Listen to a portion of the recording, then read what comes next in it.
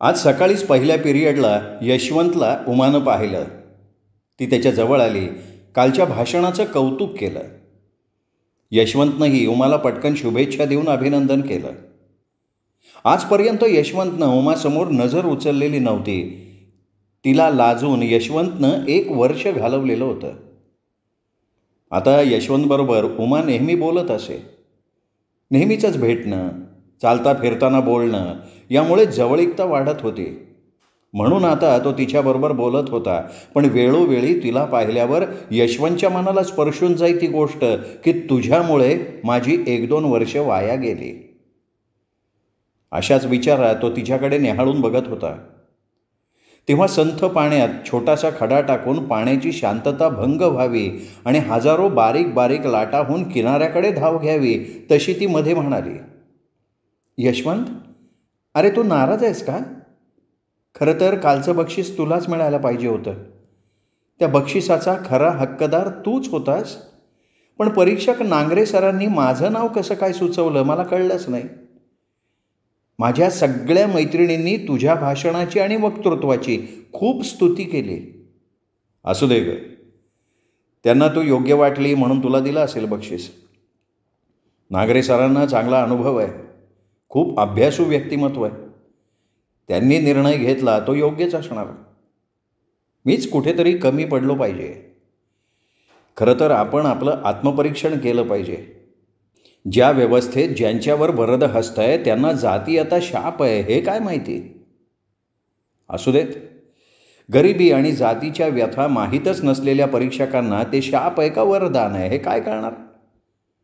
पण आपणही विषय छान मांडला बरं, मला आवडलं, असं म्हणत त्यांनी उमाच्या भावनांची प्रशंसा केली. यशवंतचा प्रांजळ स्वभाव आणि दुसऱ्यांची स्तुती करून त्यांना रिस्पेक्ट द्यायच्या स्वभावावर आणि त्याच्या अक्कल हुशारीवर उमा चांगलीच भाळलेली होती. त्याचा स्वभावही तसाच तरुण, मनाला भावणारा. आता तर तारुण्यात तो अजून खुलून दिसत होता. महाविद्यालयाच्या प्रांगणात हिरवळीवर निवांत वातावरणात ही 2 तरुण मनं एकमेकांशी उभं राहून बोलत होती. असा मनसोक्त संवाद साधताना कोणाच्याही नजरेतनं लपणं म्हणजे नवलच. निसर्गही त्यांचं संभाषण जरूर चोरून ऐकत असावा. आणि वाऱ्याची झुळूक अचानक येऊन दोघांच्याही केसांना भन्नाट उडवून त्यांच्याशी खेळूनही गेली. या दोघांचं असं बोलणं कॉलेजातल्या भाई लोकांच्या नजरेतनं कसं लपू शकतं.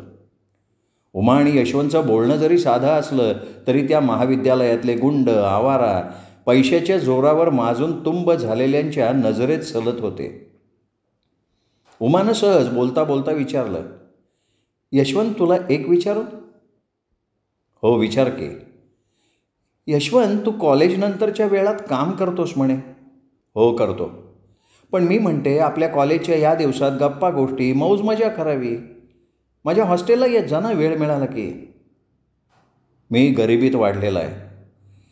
गरिबाला गरिबीची लाज नाही वाटत आणि वाटली तरी तो ती झाकू शकत नाही. गरीब होणं हा काय गुन्हा आहे का? पण त्याची सजा म्हणून जीवनभर लाचारी आणि गुलामगिरीत जीवन जगावं लागतं. डॉक्टर बाबासाहेबांनी दिलेल्या संविधानातल्या लोकशाहीवर हा देश चालतो हे जरी खरं असलं तरी या समृद्ध लोकशाहीत गरीब गरीबच होत चाललाय आणि श्रीमंतांच्या बंगल्यावर मजले वाढतातच आहेत. जमेल तेवढं मोठं व्हायची चढाओढ सुरू होणार आहे. आम्ही गरीब, इतर समाजातले. मी माझ्या कॉलेजनंतर एका सलूनच्या दुकानात काम करतो. कॉलेजला लागणारा खर्च, खोली भाडं आणि माझा पॉकेट मनी मी माझं कमावतो. हे घरून देण्या एवढे समृद्ध नाही आहेत माझे मायबाप. कोर्टात वकिलानं आपली बाजू मांडावी, खूप आक्रमक व्हावं, तशी यशवंत स्वतःची बाजू मांडत होता. मेहनत करणं पाप नाही आहे तर ती गरिबांच्या पाठीमागे हात धुवून लागलेली आहे. आणि त्याच गरिबीची शिकार झालेल्या कुटुंबातला मी एक. गरिबीची जाण गरिबालाच असते. मायबापाच्या जीवावर खाणारी 4 पोरं चिल्ली पिल्ली आहेत, ह्यातच त्यांचा घाम आटतो. या गरिबीत शिक्षणाचा विचारही डोक्यात येणं कठीण आहे. म्हणून गरिबीला मूठ माती देत मी स्वतःच्या कष्टावर शिकतोय.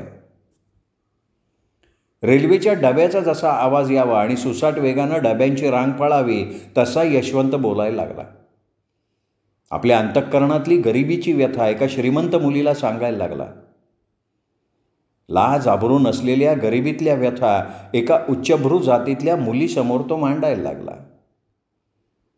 वादळात लाटांनी गर्दी करून कपारीला धडकावं तसं गरिबीची आणि दारिद्र्याची गोष्ट उमाच्या मनाच्या कपारीला धडकायला लागली. यशवंत पट्टा सुटल्यासारखं अखंड बोलून आपलं मन मोकळं करत होता. उमा तिच्याकडे टक लावून बघत होती, डोळ्याचं पातं लावू देत नव्हती. त्याच्या बोलण्यात स्वतः रममाण होऊन जावं तसं स्वतःला विसरून त्यांनी फेकलेले शब्द उमा गिळत होती. घरंदाज घराण्यात जन्माला आलेल्या जीवाला गरिबीची जाण काय असणार. यशवंतनं त्याच्या बोलण्यातनं गरिबीची तोंडओळख तेवढी करून दिली. झाडाच्या गार सावलीत भर झोपेत अंगावर एखादं पान पडावं आणि झोपेतनं जागं व्हावं तसं यशवंतचं बोलणं थांबल्यावर उमा सावध झाली. अच्छा, भेटूया असं म्हणून यशवंतनं आपलं बोलणं थांबवलं. स्वतःच्या पायावर शिक्षण घेणारा तरुण आज उमाच्या समोर उभा होता. समाजव्यवस्थेनं लादलेल्या गरिबीला लाथाडत स्वबळावर शिकणाऱ्या यशवंतकडे बघून लाथ मारली तिथं पाणी काढण्याचं सामर्थ्य युवकात असतं अशी तिच्या मनात असलेली धारणा अजून मजबूत झाली आहे. वादविवाद स्पर्धेपासून सगळ्यांना परिचित झालेला यशवंत आणि कॉलेजातली ॲक्टिव्ह हुशार मुलगी उमा यांच्यातली जवळीकता वाढायला लागली. उमा यशवंतबरोबर बोलत बोलत यशवंतचं मनमोहक बोलणं ऐकत कॉलेजच्या गेटकडे निघाली. लग्नानंतर नवीन जोडपं बागेत निसर्गाचा आनंद घेत यौवनाचा मनसोक्त आनंद घेत फिरत असावं अशी उमा आणि यशवंतची जोडी दिसत होती. कळत नकळत उमाच्या तारुण्यातल्या हळव्या मनाला वाटूनही गेलं असावं की असाच जीवनसाथी वैवाहिक जीवनाच्या वाटेवर मिळाला तर. या सुखद कल्पनेत तिचं मन पाझरलं असावं म्हणून ती हसून गालात लाजली. मुलीच्या लाजण्यातनं तिच्या भावना व्यक्त होत असतात, त्याला अपवाद उमा कशी ठरणार. यौवनाच्या बहरात असलेली उमा तिच्या स्वभावानं कॉलेजात परिचित होती आणि वादविवाद वक्तृत्व स्पर्धेपासून सगळ्यांना परिचित झालेला यशवंत आणि उमा यांच्यातली वाढू लागलेली जवळीक कॉलेजात सगळ्यांना जाणवायला लागली. त्यांच्या हालचालीत जवळीकता जाणवणं साहजिक होतं. कॉलेजातल्या वेगवेगळ्या कार्यक्रमातनं ते सहज दिसतही होतं. 3 दिवसांनंतर आज अचानक दोघांची भेट झाली होती. उमा मैत्रिणींच्या घोळक्यात होती आणि घोळका मजाक मस्करी करत कॉलेजला जात होता. यशवंतनं घोळका पाहिला. कळत नकळत त्यालाही तिच्या बोलण्याची सवय झाली असावी. तो घोळका मागे वळून न बघता तसाच वर्गाच्या रूममध्ये शिरला. यशवंत त्याच्याकडे बघत जाग्यावर उभा राहिला तेव्हा मागून येऊन पप्पूनं यशवंतच्या पाठीवर थाप मारली तसा तो भानावर आला. पप्पूनं यशवंतच्या खांद्यावर हात ठेवला. वर्गाच्या दिशेनं दोघं निघाले. पप्पू चालत चालत म्हणाला, क्या सोचता यार, कुछ टाइम हमको दिया करना. यशवंतनं त्याच्या चेहऱ्याकडे वळून बघितलं आणि म्हणाला, टाईमही भेटत नाही ना यार. अरे तुझे लड़कियों से फुर्सत मिलेगी तब ना.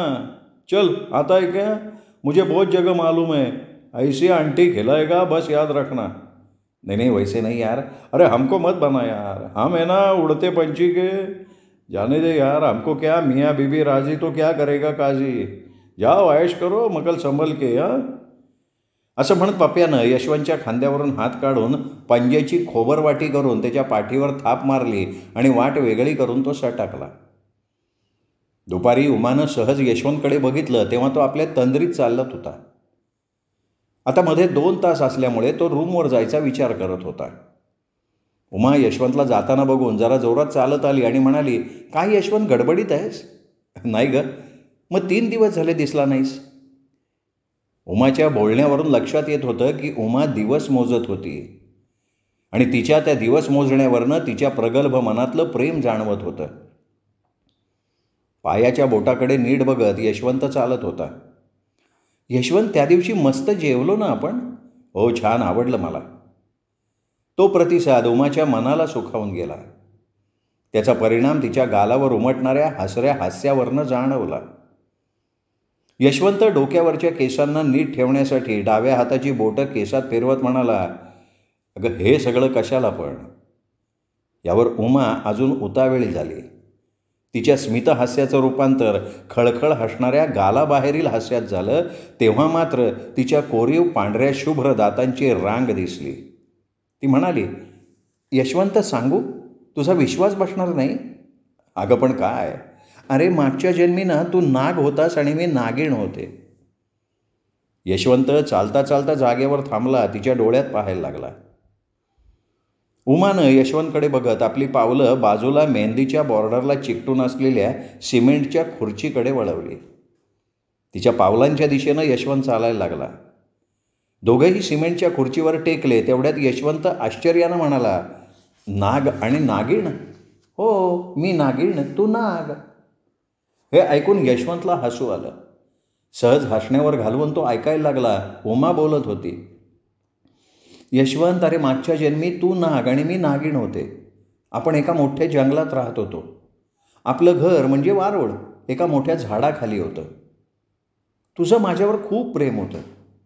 तू बाहेर फिरायला गेल्यानंतर माझ्यासाठी खाऊ फळं आणत होतास आणि मी मात्र ते खायला दिलं की फेकून देत होते.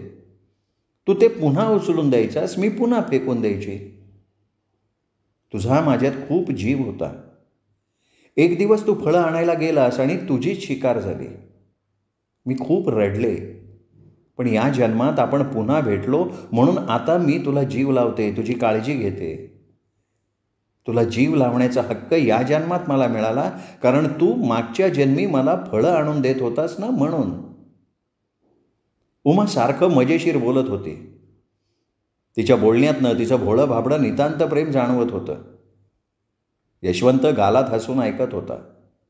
त्याला या अशा गोष्टींवर, पुनर्जन्मावर तिळा मात्र विश्वास नव्हता. एखाद्या लहान मुलानं चमत्कारिक परीची गोष्ट सांगावी आणि ती आपण सहज ऐकून हसावं, तसा यशवंत हसत होता. ग्रंथ कादंबऱ्या वाचून बसलेली, तिचं सगळं बालपण ह्याच वातावरणात गेलेलं. रामायण, महाभारत, पुराण यातले चमत्कारिक गोष्टी आणि पुनर्जन्म याच्यावर तिचा विश्वास हे यशवंत ओळखून होता, म्हणून त्यांनी तिला दुखावलं नाही. कथेला हास्यावारी नेऊन तो उल्हासात ऐकत होता. तरीही तो म्हणाला, काय या गोष्टी फक्त सांगायला ऐकायला मजेशीर वाटतात, पण अरे हे खरं आहे.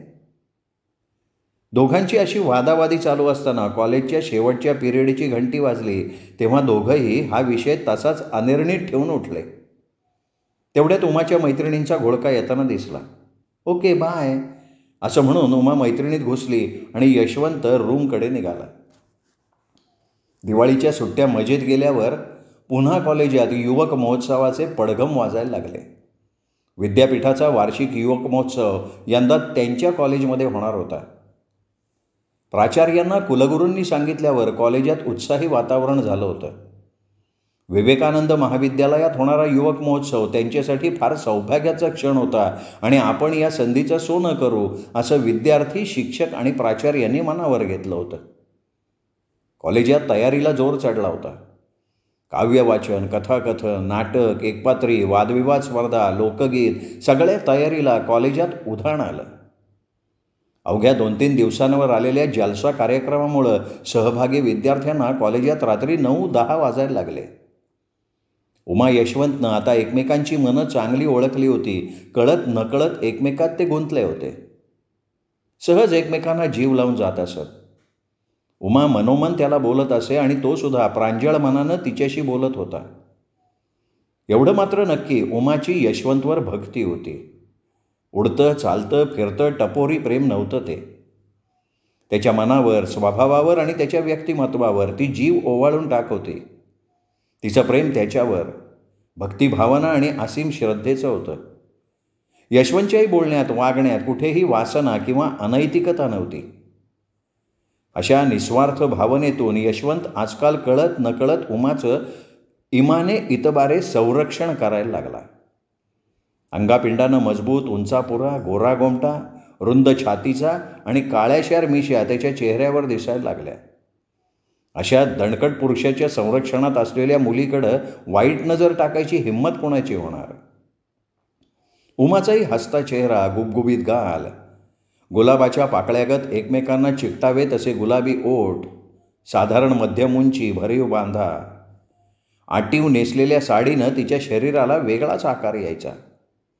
तंग ब्लाऊजमधनं उंच टुमदार उरोज तिच्या सुडौल बांध्याला अधिक मादक आणि आकर्षक दिसायला भाग पाडत.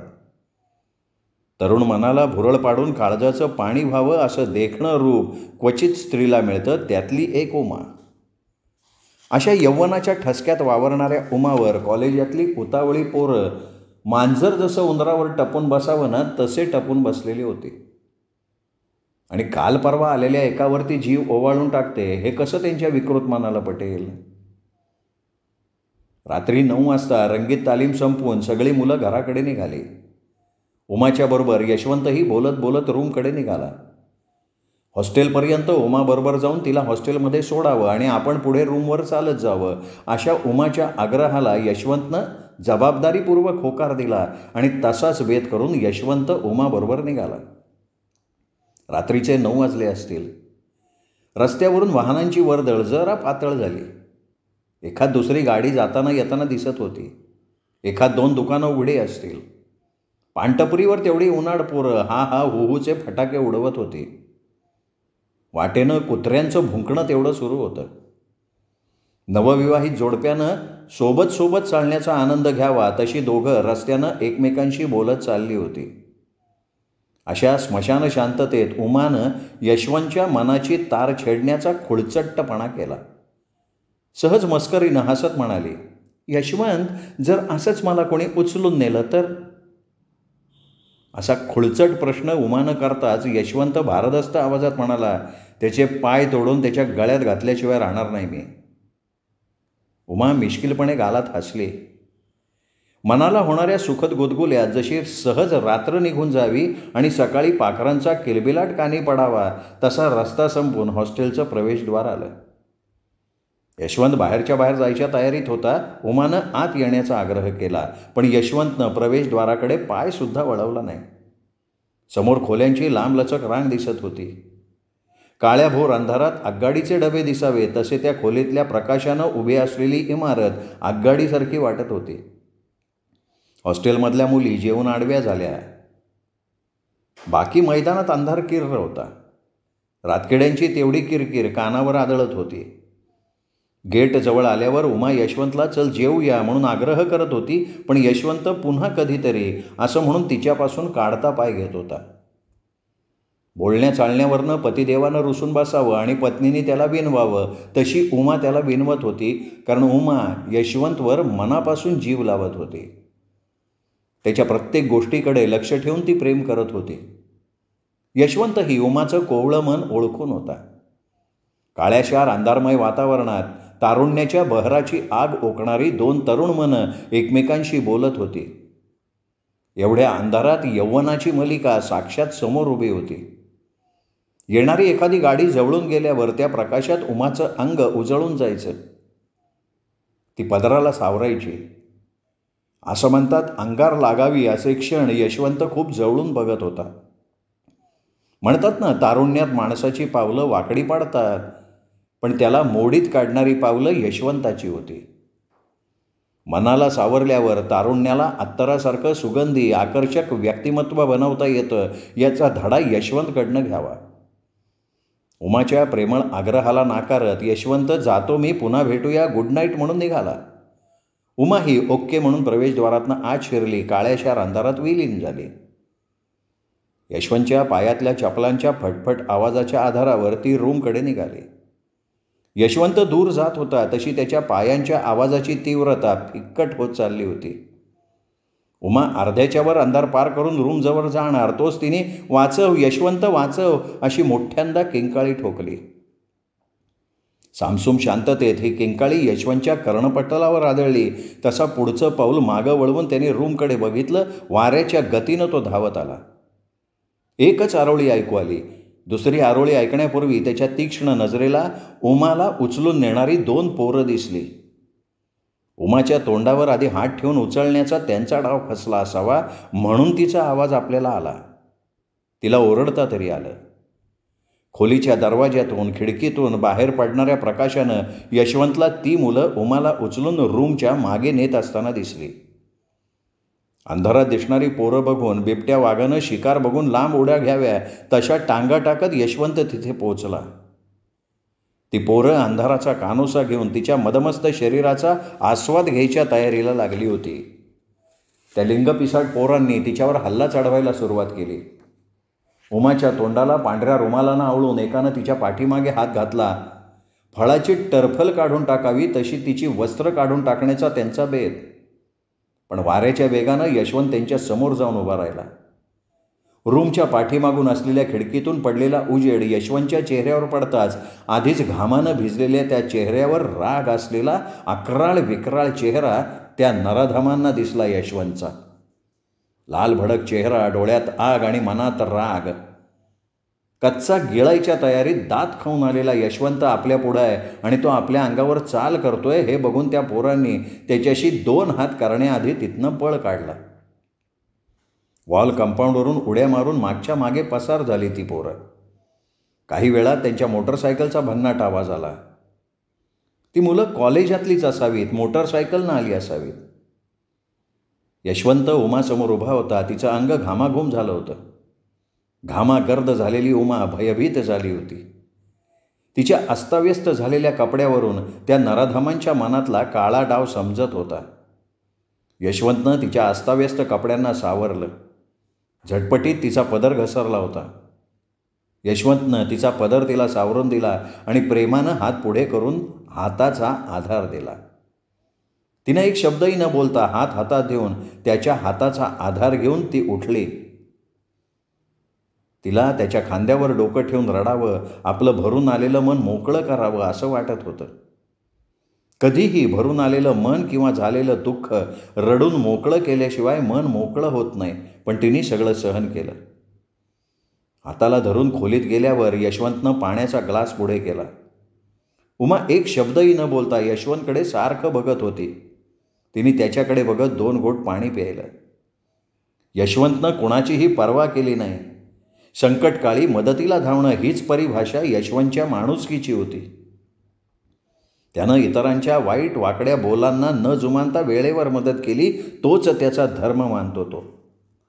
त्यांनी जर जगाचा विचार केला असता तर आज उमा कोणाला तोंड दाखवू शकली नसती, ती बर्बाद झाली असती. उमानं यशवंतकडं बघितलं आणि सारखं बघतच राहिली. ती सतत रडत होती. यशवंत उमाकडे बघत म्हणाला, मी निघतो आता, आराम कर, काही होत नाही, मी आहे ना. हां.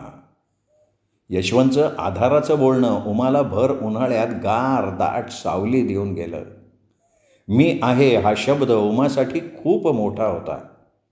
उमा यशवंतकडे बघत होती. त्याच्या हाताला घट्ट आवळत मोठमोठ्यानं ढसाढसा रडत होती. तू शांत झोप, मी आहे असं म्हणून यशवंत निघाला.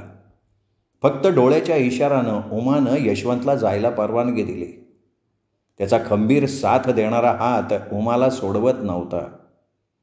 तिची मूक अबोल परवानगी स्वीकारून तो रूमकडे जायला निघाला. उमाला रात्रभर झोप लागली नाही. ती सारखी रडत होती.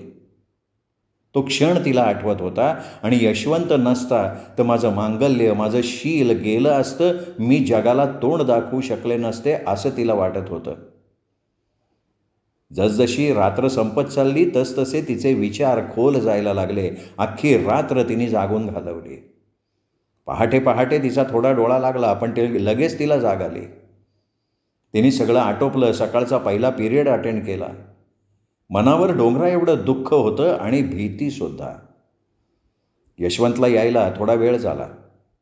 कदाचित तो थोडा वेळ दुकानात थांबला असावा. तो उशिरा का होईना पण कॉलेजमध्ये आला. कॉलेजात रात्री घडलेलं महाभारत कुजबुजलं जायला लागलं. रात्री उमावर अत्याचार करण्याचा पराक्रम करणारी मुलं ही कॉलेजातले प्राध्यापक आणि कॉलेजातल्या गुंड प्रवृत्तीच्या पप्याची दोस्त होती. यशवंत आणि उमाची जवळीकता पप्याला स्वस्थ बसू देत नव्हती. त्या दोघांच्या गाठीभेटी पप्याला सलत होत्या. प्राचार्यांनी यशवंतला ऑफिसात बोलावून घेतलं आणि या बड्या लोकांनी त्याला आडवे तिडवे प्रश्न विचारून त्याची दमछाक सुरू केली. कॉलेजातल्या विद्यार्थ्यानं मुलींच्या वसतिगृहात जाऊन धुमाकूळ घातला याचं मोठं पातक त्यांनी यशवंतच्या माथी मारलं आणि कॉलेजातून जाण्याचा आदेश देण्यापर्यंत गोष्ट गेली. उमाला जेव्हा ही गोष्ट समजली तेव्हा या अन्यायाला तिने वाचा फोडली. ती ऑफिसात गेली आणि म्हणाली, ज्याच्यामुळे माझं शील वाचलं, ज्याच्या वेळेवर पोचण्यानं मी समाजात तोंड दाखवायला काबिल राहिले, ज्यानं माझं मांगल्य अबाधित राखलं, अशा विद्यार्थ्याला तुम्ही कॉलेजच्या बाहेर काढताय. ही बाब खरं तर तुमच्या आमच्या मनाला पटणारी अजिबात नाही. तिने स्वतः हे सगळं सांगितल्यावर सगळी हकीकत त्या मोठ्या लोकांना कळली, प्राचार्यांना कळली. तेव्हा त्यांनी त्या मुलांना बोलवून घेतलं. त्या मुलांना सजा मिळण्यापेक्षा यशवंत बिचारा वाचला, नाहीतर यशवंतचं आज कॉलेज नक्की सुटलं असतं.